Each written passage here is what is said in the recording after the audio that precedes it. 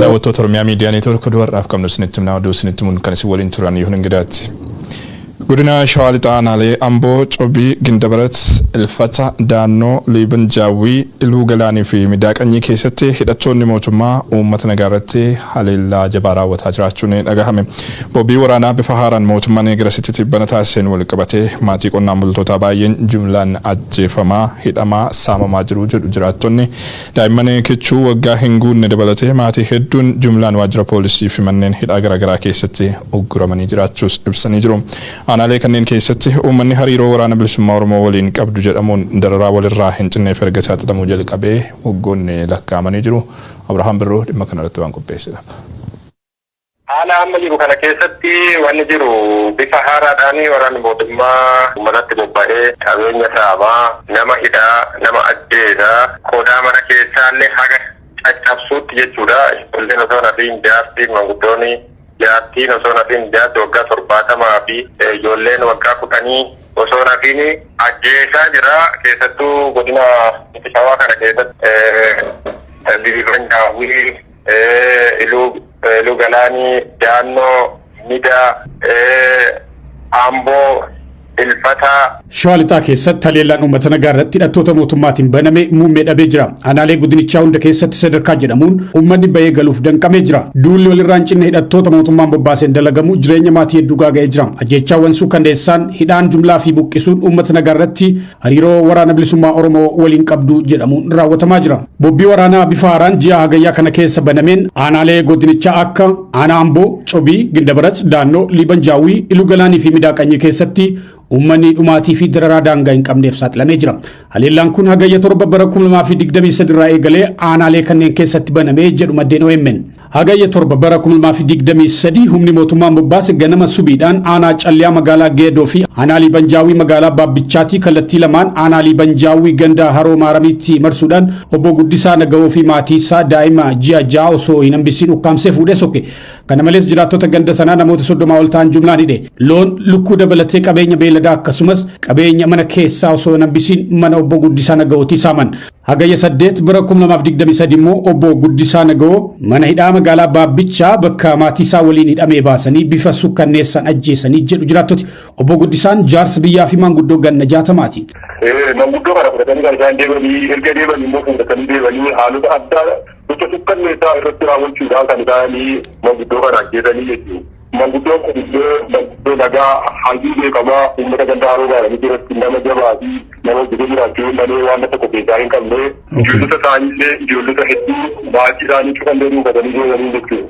Achi manguddoo kana erga fudhatanii deemanii booda maatii cufallee akka jiru ijoollee isaanii dhuunfatanii deemanii horii gaafaa horii 19 fi roota 18 fi hoolota 23 illee dhuunfatanii fudhatanii deemanii. Kan nama ajaa'ibu keessaallee diinni kun yeroo sana hodinaa kunillee madaawatti kadhatanii gurguranii maatii warra kaaniin waajjira poolisii aanaa Liiban Jaawwiitti hidhanii maatii kaaniin immoo ijoollota dargaggoota hedduu illee kan naannoo kanarraa dhuunfatanii kaambii gaarii waan jedhamu keessallee ijoollee jechuudha. Ganda kana keessa gayoonaa namoonni 19 hidhamuu adda bahee jira. Aanaa Liiban Jaawwii ganda gamoo Walisootti horii gaanfaa 9 ka obbo Dirribaa Jimaa fi obboleettii isaa jalaa saamuu dhageenye jira. Hagayya 8 aanaa Daannoo ganda Baddaa Iluu fi aanaa Iluu Galaan ganda Habakuu Aannootiis loon saamanii jiru.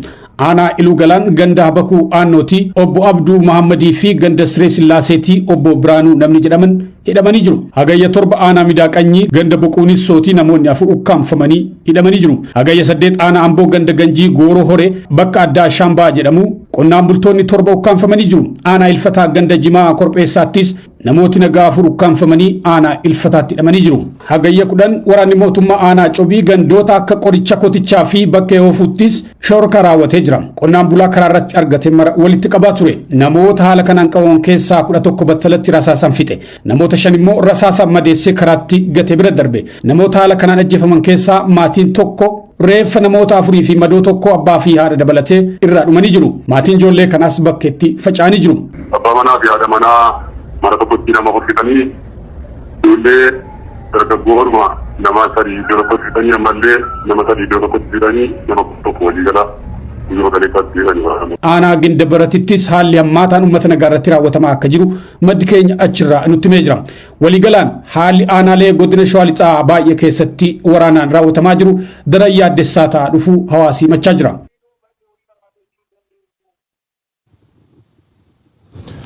Waduudhuma walqabatuun kutaalee Oromiyaa garaagaraatti ajjeechaan seeraan alaa humnoonni mootummaa waraana bilisummaa Oromoo waliin hariiroo qabdu jechuun lammiilee nagaa irratti raawwatan itti jira. Godina Shawaa Bahaa aanaa Booset ganda Qaawwa Hara Marqasaatti waraanni mootummaa guyyaa dheengaddaa nama Ibraahim Kadir Hamdaa jedhamu fuula uummataa duratti baasanii haala suukanneessaan rashanuu jiraattonni OMN himanii jiru.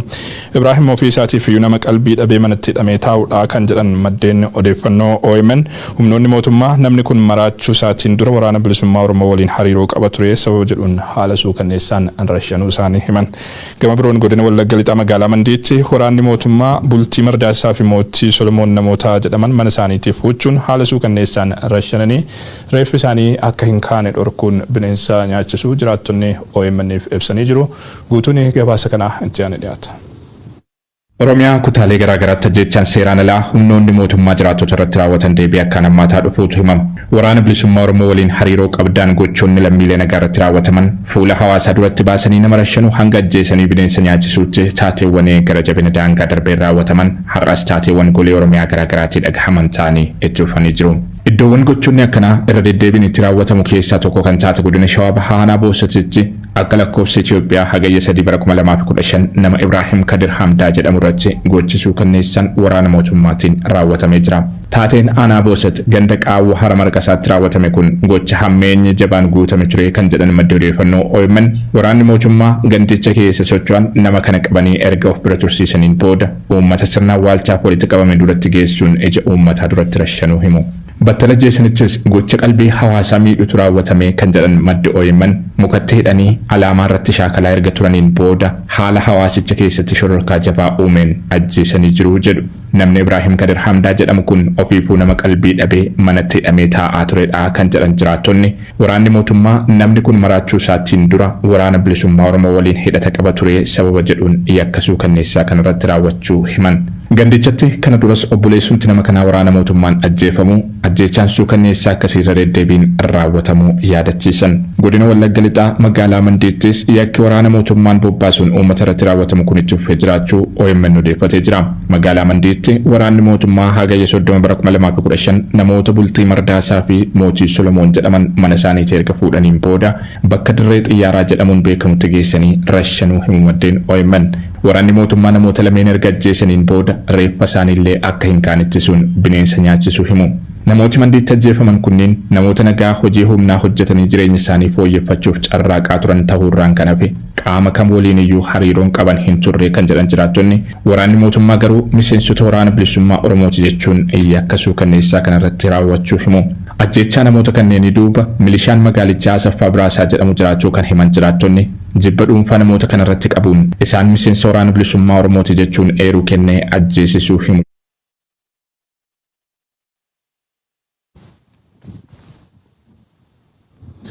Gara oduuwwan birootti wayitaa ceenu ammoo humnoonni mootummaa federaalaa magaalota naannoo Amaaraa to'achuu hordofee magaalonni naannichaa gara sochii idileetti deebi'aa jiraachuun himamee jira. Tibbana lola garee milishaa faannoo fi humnoota mootummaa federaalaa keessummeessaa kan turan magaalonni naannichaa gareen milishaa faannoo haleelamee magaalota gadi lakkisuu hordofee to'annoo humnoota mootummaa federaalaa jala galuutu himamaa jira.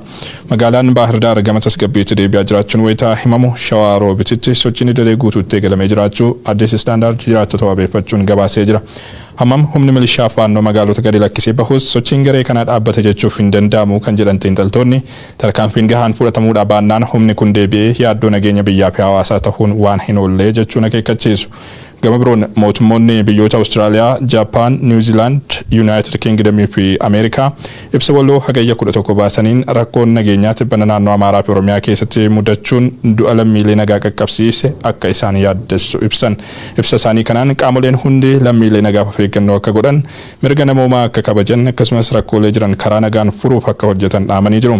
Hawaasni addunyaa lammiilee Itoophiyaa hundaaf tasgabbii waaraa buusuuf deeggarsa taasisu kan itti fufu ta'us mirkaneessan.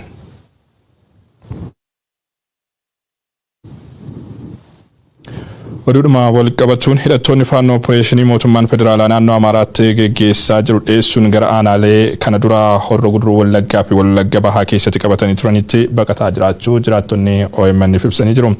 Akka jiraatan aanaa Abee Dongoroo OMN himanitti hidhattoonni faannoo lakkoofsaan hedduu ta'an guyyoota 3 darban keessa aanicha bakka addaa Tulluu Gaanaa jedhamutti guuramaa jiraachuudha kan isaan ibsan. Dhimma kana ilaalchisuun qaamolee mootummaa naannoo sana jiraniif eeruu kennanis deebii quubsaa irraa argachuuf akka hin dandeenye himu jiraattonni lakkoofsi hidhattoota kanaa hedduudha bifa adamootiin ba'anii loonii fi bushaayee uummataa irratti saamicha jabaa raawwataa jiru jedhu Abrahaam Birruu bal'inaan isinitti hima. Jiraataan aanaa Abee Dongoroo OMN fi yaada kenne tokko akka jedhutti hidhattoonni faannoo erga bakka Tulluu Gaanaa fi Caancoo jedhamu qabatanii waggaa caalus haalli tibbana mul'achaa jiru ka durii irraa adda. Torbaan tokko keessatti hidhattoonni lakkoofsaan hedduu ta'an naannoo sana qubatanii jiru. Tulluu Gaanaa amma naannoo kuma shanii olii kan ta'utu eenga dhufee buufatee isaan immoo amma gara aanaa Abee Dongorootti ol ka'anii kan jedhamu gahanii naannoo Arusee irra gahanii hanga ammaatti jiru. Akka namni OMN gara siraa dubbisee kun himutti bakki Tulluu Gaanaa jedhamu kun aanaalee akka Giddaa Ayyaanaa, Kiramuu, Abee Dongoroo fi Guttiritti dhiyoo waan ta'eef sochiin hidhattoota kanneen kallattii tokko qofatti kan daanga'u miti. Sababa kanaaf hidhattoonni kunneen gara gandoota biroo fi aanaalee ollaatti ba'uudhaan saamicha beeladaa raawwachaa jiraachuu hima. Guyyoota muraasa dura waardiyyaan mana barumsaa tokko hidhattoota kanaan ajjeefamuu fi namoonni nagaa kan biraallee rasaasaan rukutamanii du'uu hima. Namoota maallaqa qaban irrattis xiyyeeffachuudhaan hidhattoonni kunneen ukkaamsanii maallaqa guddaa gaafachaa jiraachuu hima. Aanaa Abee Dongoroo keessaati ganda Loomicha keessaa kaleessa guyyaa naannoo sa'aatii 9tti horii goodaa 8 jedhamu keessaati Caancoo fi Tulluu Gaanaarraa Salamirraa wal gurmeessanii dhufanii achitti horii uummataa kaleessa guyyaa uffatanii lammaffaa immoo kaleessa guyyaa milishaa tokko zabanya mana barumsaa tokko. Oduu keenya xumuraatiin Oromiyaa kutaalee garaagaraatti hordoftoonni amantaa Ortodoksii Phaaphaasota mana amantaa Ortodoksii Tawaahidoo Itiyoophiyaatiin gara kutaalee lallabaa Oromiyaa garaagaraatti muudamanii bobbaafaman mormuun diddaa isaanii mul'isuu irratti argamu. Hacuuccaan qaamolee nageenyaa mootummaatiin Phaaphaasota sabaa fi sablammii irratti godhamu hammaachaa dhufuu kan jiran hordoftoonni amantichaa abboota fedhii isaaniitiin alaa Sinodoosii Itiyoophiyaatiin muudaman mormuun isaan ugguramanii jiran akka gadi lakkifamanii tajaajila isaanii eegalaniif gaafachuu irratti argamu. Waldhabdee mana amantaa Ortodoksii Tawaahidoo Itoophiyaa keessatti uumameen wal qabatee abboonni Tigraay bataskaana Itoophiyaa irraa fudhachuun hanga bataskaana mataa isaanii hundeessutti wayitaa gahan gaaffiin gara Oromiyaatti bal'inaan dhaga'amaa ture garuu hanga yoonaatti iyyuu okkaanfameeti warri gaaffii kana dhiheessan ammoo dararamuu irratti argamu. Guyyoo Waariyoo dhimma kana irratti waan qopheesse qaba. mirgi afaan keenya waaqeffachuu jimmarra khaasa Wallaggaa Arsii jiddu galeessaa hordoftoota amantaa Ortodoksii ukkaaffamu Sinodoos Oromiyaa mormuun falmi guddaa jeeru falmi tanaaf ka'umsi guddaan acuucamanni amantaa Ortodoksii Tawaahidoo Itoophiyaan duraan gajee isaan keessa tokko dhimma abbootii amantaa 25 taabunna Saawuroos fa'aa muudamanii garramman amantaa Ortodoksii Tawaahidoo Itoophiyaatiin kufa godhamanii magaalota lixbiiftuu kanneen akka Mandii, Naqamtee, Dambidoolootiif Shaambuu qofa osoo hin taane dheedii Jimmaa facuuf hedduu keessatti hiriira mormii guddaa godhamu jeero lubootaaf lallabdoota abbootii gadaatiif jaarsolii biyya kanurraa tannuu fi hangaaf mormitootaati.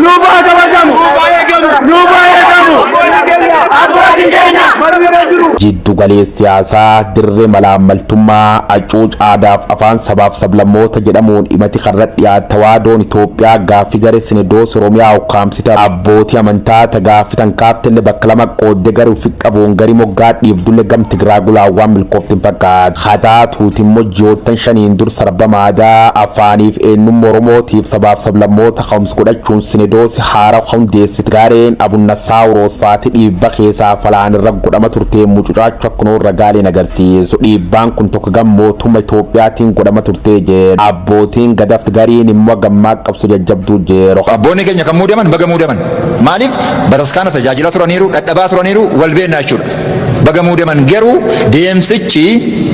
deemsa abboota sana muuduuf utuu hin ta'in deemsa